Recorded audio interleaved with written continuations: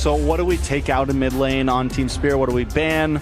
I mean, obviously, Pharsa, Yves, ZTN are all options. Those are the hot picks right now. Yeah. I'm still flabbergasted with this draft right now. The fact that so many picks have been let through, or at least that these teams seem okay to be let through, and we're about to watch a completely different game than what we saw in the past series. Yeah, I feel like this Eve ban by Team Spirit is very telling, though. They're looking to take control early to mid through skirmishes. That's one of the main reasons why you want to take away an Eve, because you are putting priorities on turtles and invades into the purple buff of King Kong. But Dang gets banned by Onyx Philippines instead of picking it up themselves. Yep, so they're willing to say, Kirk, you're going to play weak side here, right? We don't want to have TS be able to hold on to such strong picks. And finally, the Selena is going to be the inevitable ban for the side of TS as well, trying to make sure that, hey, at least for this family, she's not going to be able to kind of keep up with how fast the raw jungling speed coming out from Yishin is going to come through. Now, we do see the Gutthog come through as well, which now makes the mid lane kind of obsolete. I think they're also trying to whittle down the comforts of Sao. I think we might end up seeing Sao play a different hero than we're used to seeing. How does he answer the Fanny right now? The Cho's gone. Yeah. They could go for something like Kaja, Franco, something of that nature. Ruby could always be slotted into EXP or something like that for Team Spirit. Could be an answer. Even Ruby Roam, I know it's not popular, but it's a possibility. I wonder if, oh wait, that's a Kufra. Oh, Classics. yeah, they go for classic responses to the Fanny, Wanwan, and some of the focus I'm trying to remember, but okay, they go for the glue as their solid frontline presence. This Team Spirit draft is very well built for their main backline, for their YSS, their Moskov, and their Juicin. And a little bit of underestimation of the Fanny, right? They have a couple of ways to deal with it, but not guaranteed. And that Onyx, they're ready to rumble. It's literally, I swear I was about to guess it. This could work. This could work. Yeah, and it's undefeated so far in MSC. Yeah, and it's come in clutch so many times. A very strong pick, especially in terms of what they want to bring. A little bit maybe weaker in the laning phase, just like in the first few minutes. But as the game gets moving, Onyx PH to be in a great position. We could see a lot of skirmishes early on. You pick up the Faramis, that's a sign to the other team that you are willing to fight. Once that Faramis is level 4, Brigida and Naisu, please take us into game number 1 for second series of the day.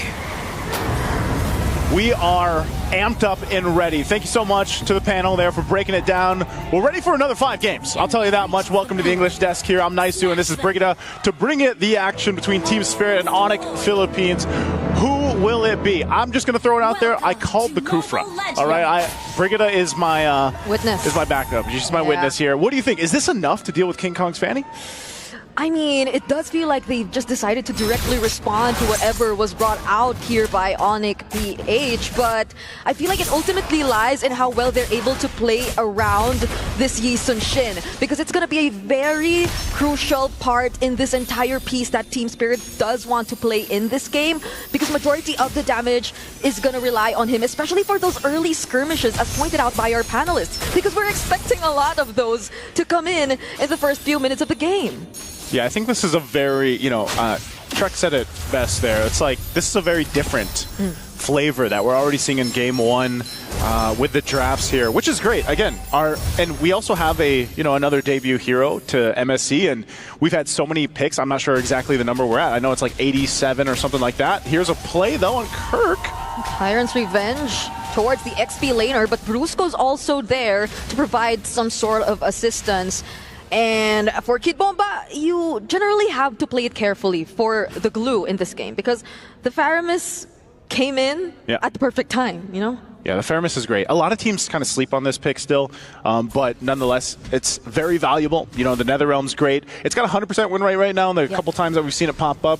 But you can see a whole lot of Common Emblem over here for Team Spirit to go ahead and play around this. Again, you're going to have to maybe just set things up with the Kufra if you can, if you're Sawo, but also you can rely on the fact that Kid Bomba is on this glue. And like we saw from the previous series, Glue, or really any of our XP laners right now, the main heroes that are picked up, could be so valuable to a lot of these games in and out. So this first objective is going to be the focus here. They're going to already poke back and forth, pulling Sao back, but they fight for space around the turtle. Yeah, they've zoned out one shot really well, but the fight is still going on. King Kong trying to look for Sao, but the clutch shield coming in from the turtle might save him just for a bit. NetherRealm also committed as well, but they're still going for the fight. Kirk jumping in with the Infernal Pursuits, but this might be the time to disengage. The SOD is gonna land, and it might be time for Hiko to go in if he does decide to join the fight. But Team Spirit will have full confidence that they're able to take it on, even without Hiko.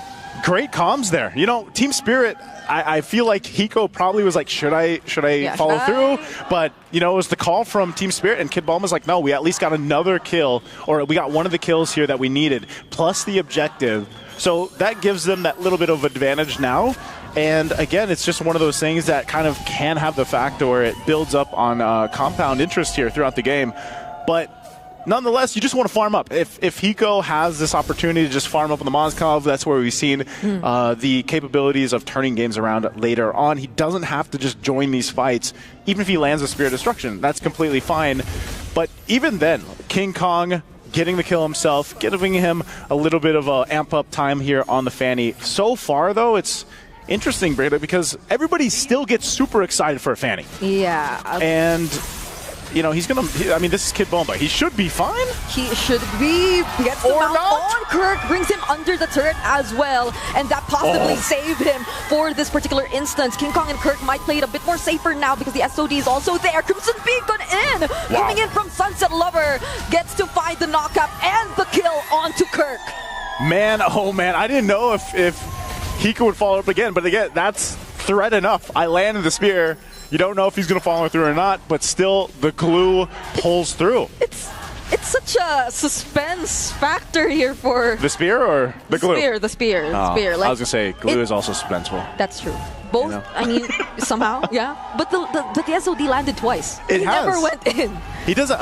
Again, it's like there's this passive effect to it. It's like, okay, everybody's like paying attention to that. Yeah. Like, does he follow through or not? So Team Spirit has control right now of this turtle because King Kong's got to get his own purple buff. Whoa, Sao didn't go in with the Tyrant's Revenge anymore. Didn't have to. There's the knockup from the Lantern Flare and Kid Bomba. He finds Kirk. This time around, the spear won't land, but AOG will, knocking up multiple members from Team Spirit. But King Kong coming in from the sides. Will he be able to find a kill? Ever's one shot still alive. Gets to use the Traceless to keep himself safe. Kid Bomba mounts onto another member. That's going to be Super Friends. But he will have to walk away. Oh, Sao. He's jumping in. He goes forward, but there's no dice there. You know, you can't. I thought they would stay a little bit longer, put some pressure there. But, hey, Team Spirit gets themselves a 2.5K lead. They've got a couple more kills in favor, plus that objective. And this has just been a gold lane 1v1 for this 5 minutes, which is great because, again, coming into this matchup, we were comparing the two gold laners here with Hiko and, of course, Kelra.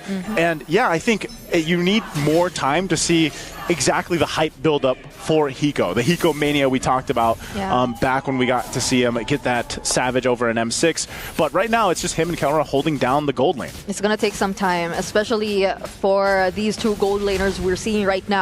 A lot of the focus, particularly in the past few games that we've seen here in MSC, definitely lies in the mid trio and in how well they're able to manage that mid lane. But now King Kong, gets mounted here by Kid Bomba. One shot trying to apply the damage. And even right under the turret, they'll be successful in that pickoff.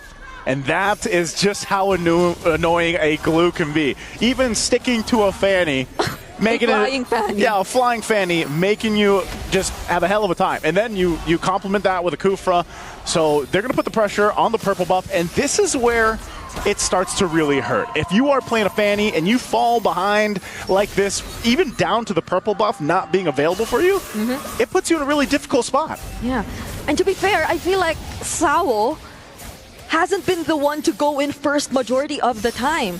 Even when there were moments that it felt like he could go in with a Tyrant's Revenge and find a setup onto at least two members of Onic PH, it felt like the way he's playing this Cooper right now is just to protect the key members of Team Spirit, at least for now, because they still acknowledge the fact that Onic PH, they can still go in at any moment in time. King Kong can still go in from any angle he wants to. And so all their priority lies now or falls into keeping one shot safe and handing over the snowball, which clearly is working because he's already 1,500 gold ahead of King Kong. This is one of those situations where Onic Philippines has to figure an answer out for, dealing with that setting potential that we're seeing from Sao or Kid Bomba's kind of front tankiness that the glue gives you. But also, eventually, how do we get to one shot? How do we get to Hiko later on once he's activated for those fights? That's the biggest question here. Now, again, you can play around the utility that you have a Faramis. You can play around that King Kong should have some decent damage on the Fanny throughout the game. But as we're seeing, even for King Kong, he's having a hard time cabling in and out of these fights. It's not the easiest for him to do. And you take a look at the items here, you can see the difference in the gold lane. Mind you, a lot of this has just been 1v1. So Hiko is actually with a lead against Kelra here. And even the junglers. Both junglers and gold laners of Team Spirit are 1,000 gold ahead of their counterparts in Onic PH, and now they're trying to disrupt even their attempt to take the purple buff. King Kong successfully secures it with the retribution. Gilbert jumps in, and there goes the NetherRealm, at least to keep them a bit more safe. But the Tyrant's Rage catching everyone from Onic PH, and another Tyrant's Revenge onto Super Prince, handing over a triple to One Shot. One shot, 3 kills. Gets a triple and makes it work. And that's all, again, putting pressure on the purple buff is all they have to do, because they know that now Onic Philippines is in this position where it's like, we got to go ahead and get a purple buff to King Kong. Yes, he was able to go ahead and secure it with the retribution. But again, your team is in this position that they're going to be forced to fight because of the way this lineup works for Team Spirit. So now they find themselves with a very healthy lead. And I'm surprised with some of the positioning here, some of the decisions from Onic Philippines to go and force this, force these situations where they're up front to get information, to do what they can. But I think they know it. They have to just give this Lord up. They have so much ground to cover here. Now that Onic PH are playing defensively, a huge responsibility is definitely going to fall into the hands of Super Prince. Right now, he doesn't have access to his ultimate, but he has to make sure that, okay, the Spear of Misery will definitely land there. We'll see. But, yeah, the way that he doesn't have the Purify too is going to be a big problem if he's the one that's targeted first by Team Spirit, especially by Sao here, because he's the one who needs to kinda buy a bit more time for his team. He's the one... He's the only one capable of doing that, because so many things have to be set in place for Onic PH and their lineup to work, and not even their attempts to manage the macro are working right now, because every time King Kong tries to go out with a Fanny, there's just this immediate response. You see it right now from Team Spirit to not allow them to go any further. Yeah, this is great. This Lord is eventually going to go down here. It does get a charge up on the top. Sao's charging up himself. I don't think they want to force this fight. They're going to clear out the waves here. They hold on to these base turrets. So even with this kind of lead, Team Spirit doesn't want to overextend into this. Yeah. Just taking it through this. King Kong takes some damage. He'll be fine. He's just trying to clear out these waves, but they will lose that Holy Defense Shield now on the bottom side. So Team Spirit has pretty much accomplished what they set out to do on this first Lord push. The thing is, if the Kufra, if Sao just shows Onic PH that he's charging, then that's just basically to threaten them to be very conscious of where they're going to position themselves, because it's not necessarily a surprise attack that they're planning to do. It's just another form of probably zoning Onic PH out, and at least for them, they've been able to defend all their base turrets. It's still intact, but all their holy shields, they're gone, and we're only approaching the 11-minute mark. No one from Onic PH is actually safe. There are just so many ways for Team Spirit to gather information, to gather vision, and to just zone them overall. Okay, Mountain Shocker nearly landed onto King Kong, but at least they're able to keep themselves safe. You're just seeing, I mean, right now, this is such a tough game to get back and turn around if you're Onic Philippines. And you don't have any other option if you're King Kong to just push those, the cross lanes or, push those side lanes. A spear is going to be thrown, but King Kong's going to be fine. And that's all he can do. He can put pressure. Hopefully they can get a turret. Because, I mean, look at this. They have nothing. Onic Philippines has no turrets, no objectives, just one now. kill. That's it. The one lane. So, like, these are the surmountable steps that have to happen here for Onyx Philippines, and the only person that can do that is King Kong. Now, we have seen through MSC games 10K ahead, turn around. Wait, they actually go after Kirk? But there's a decent amount of damage. But the damage is just enough. Even the NetherRealm is immediately taken out. Kelra is the next target. One shot is currently godlike on this Yi Sun-shin. It's only Super Prince and King Kong who will try to defend and clear the way. But there's a knockup from the Spear of Misery. And they have their eyes on nothing else but the base. There's the SOD. But clearly, they've been able to deal with the minions, and now they might actually want to go for more. There goes the Ghost Bursters coming in from Super Prince too, but now it's a retreat for Team Spirit. So close to ending the game there for Team Spirit. Nonetheless, they'll go ahead, grab the Lord. King Kong might actually get his purple buff here now. Now, will that be enough? They're facing down a massive gold deficit. This is so far behind for Onyx Philippines that Team Spirit can go ahead and force a fight onto this next push with this Lord. Looking at the items here, they are completely where they need to be.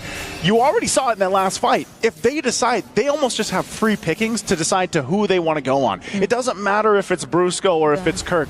These supposedly tanky heroes are not tanky enough to deal with this kind of damage that is coming through from Team Spirit. So they have to play the macro game here. I'm not sure what Onyx Philippines wants to do here. Cut the waves if they can, but eventually you got to get ready for that base defense. Yep. That's going to be the next big step here for Onyx PH. They have a lot of catching up to do, especially considering the 12k gold lead that's currently in the hands of Team Spirit. But Team Spirit are going to take this step by step. A surprise setup coming in from Sao, but there's the Flicker and the NetherRealm. Brusco jumps in with the AOG, but barely makes it out alive! King Kong gets bursted down. There's the crossbow of Tan coming in as well from Keller, but the damage doesn't seem to be enough. It's a legendary for one shot, and that's game number 1 for Team Spirit. And Team Spirit